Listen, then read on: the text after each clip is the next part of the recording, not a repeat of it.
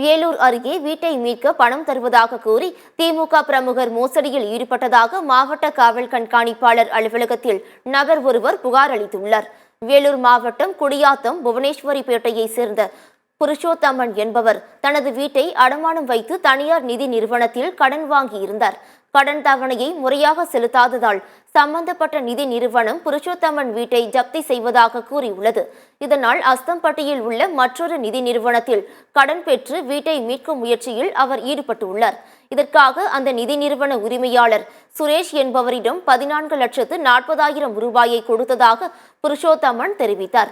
ஆனால் பணத்தை பெற்றுக்கொண்டு சுரேஷ் மோசடி செய்ததாகவும் தான் திமுகவை சேர்ந்தவர் என கூறிக்கொண்டு தனக்கு கொலை மிரட்டல் விடுத்ததாகவும் மாவட்ட காவல் கண்காணிப்பாளர் மணிவண்ணனிடம் புருஷோத்தமன் கடந்த ஆண்டு புகார் அளித்துள்ளார். இந்த நிலையில் தனது பணத்தை மீட்டு தருமாறு அவர் மீண்டும் காவல் கண்காணிப்பாளரிடம் புகார் மனு அளித்துள்ளார். என்னுடைய சொத்து மொத்தம் சிஎஸ்பி பேங்க்ல வெள்ளூரில் அடமானத்தில் இருக்கிறதுனால லோன் கட்ட முடியல சார். கொரோனா பீரியடில் வேற ஒரு இடத்துல கார்த்திகேயன்ற ஃப்ரெண்டு மூலிமா சேலம் திருநாகரசு அறிமுகமானா சார். அஸ்தம்பட்டி சுமங்கலி ஃபைனான்ஸ் அவர் மூலிமா அறிமுகமாகி நான் லோன் பண்ணுறேன், டேக் ஓவர் எடுத்துக்கிறேன்னு சொல்லிட்டு எங்கிட்ட ஃபீஸ் செலவு, வக்கீல் செலவு அது இதுன்னு சொல்லிட்டு ஒரு 14,40 எங்கிட்ட வாங்கினார் சார். லோனும் பண்ணலை. இப்போ என் சொத்து மொத்தம் ஜப்தி பண்ணிட்டாங்க சார்.